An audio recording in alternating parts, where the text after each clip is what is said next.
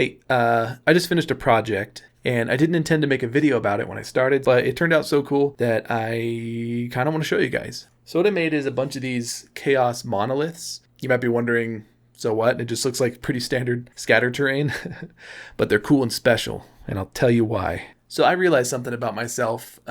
Once a game like Skyrim or something allows you to have a house that you can decorate, that becomes the entire point of the game for me. I love customizing my own little space and adding trophies and looking back on it as a way to recount the story of my character. And I've been wanting something like that for the tabletop hobby for a while. I love the idea of an ongoing narrative that shapes the way your army looks and its composition.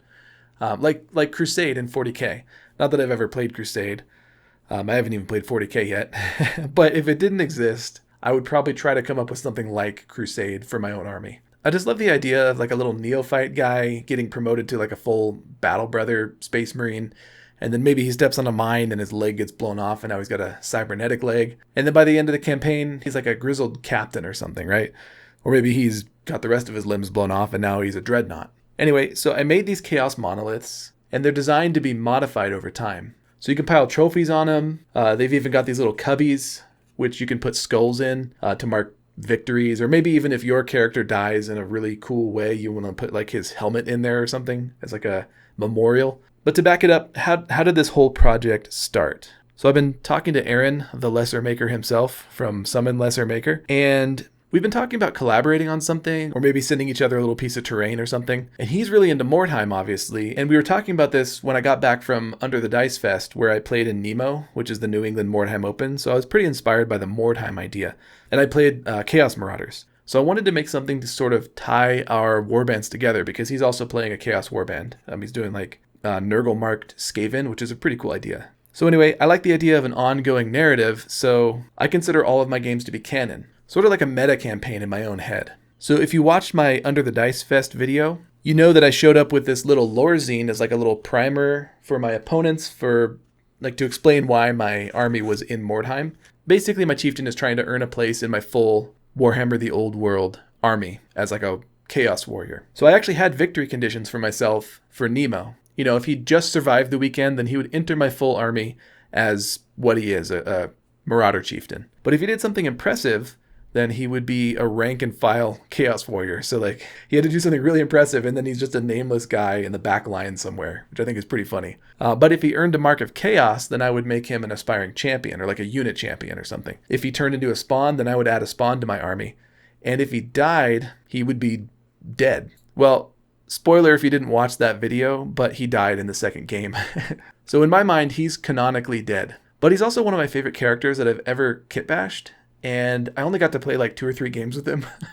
So I didn't want to retire him because he's so cool. So as I was writing a follow-up zine for this one, which basically is like a novelization of what happened at Nemo, I came up with a way that I could keep playing him. So my Mordheim warband, the Chaos Marauders, they spend years in Mordheim setting up monuments to try to gain the god's favor. And the episode that played out at Nemo where he died is just the end of the whole years-long process. So even though I know he's dead or he's going to die, I can still play all these little games and make cool little stories with him. So that brings me back to SummonLesserMaker. We were talking about making those pieces of terrain for each other, and I thought it would be cool if my little guys left a little monument in his area of Mordheim where he's working, kind of like, staking a little claim in his territory.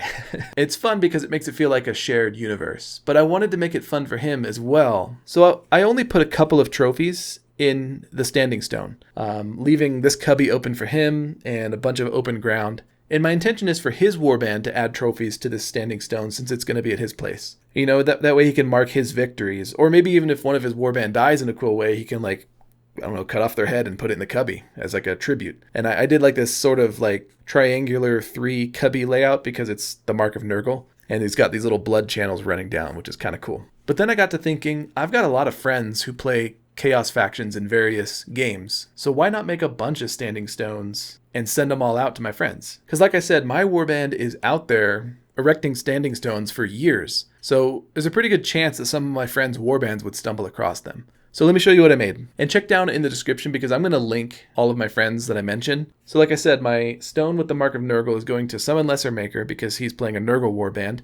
And I left the ground on his pretty flat and actually pretty empty because he likes static terrain. So I figured he might want to glue it down onto his board, maybe hack it up and trim the edges or something. So I didn't want to put anything too complicated on the ground to discourage him from modifying it to make it fit one of his static boards. This one here is a Chaos Undivided monument.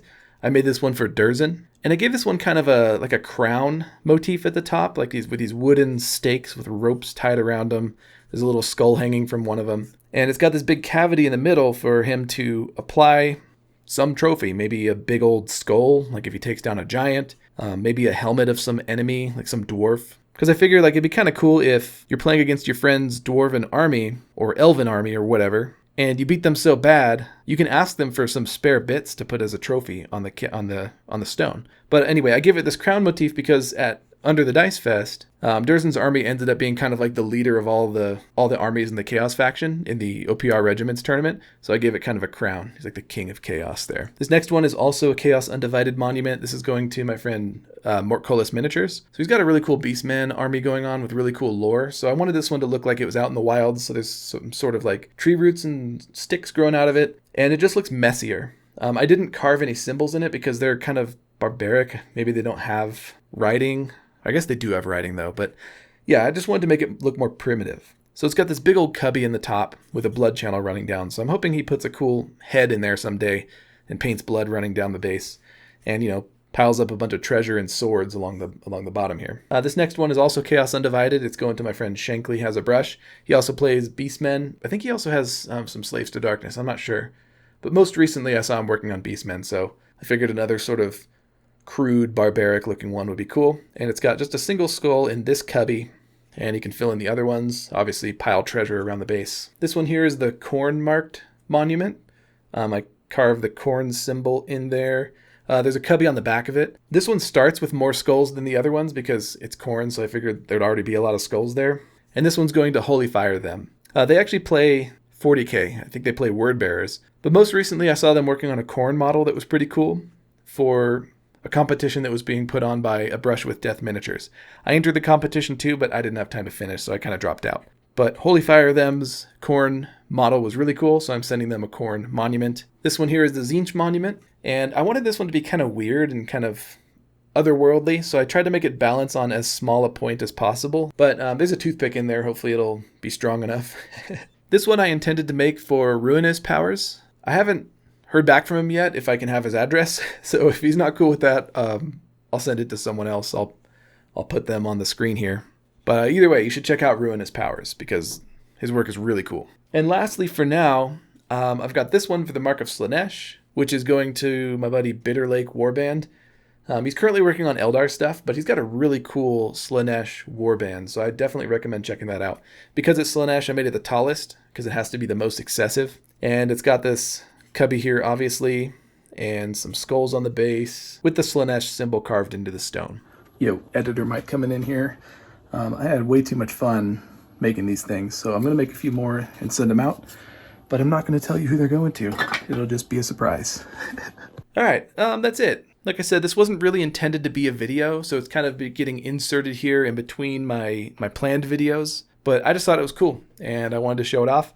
And I hope it inspires you to make storytelling more of a focus in your war games. Because to me, at least, I feel like that's what makes wargaming so special. In my mind, what makes a game fun is that you're talking with the other player and saying, wouldn't it be cool if this happened? Or I'm going to do this because. And those are really the games that stick with you. So yeah, anyway, I'm going to get back to my regularly scheduled videos soon. Like I said last time, I'm almost done with the entire Nurgle wing of my army.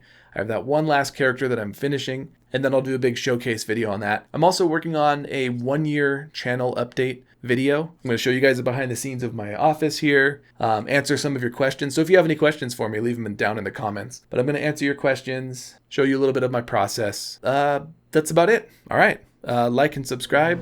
Thanks for watching.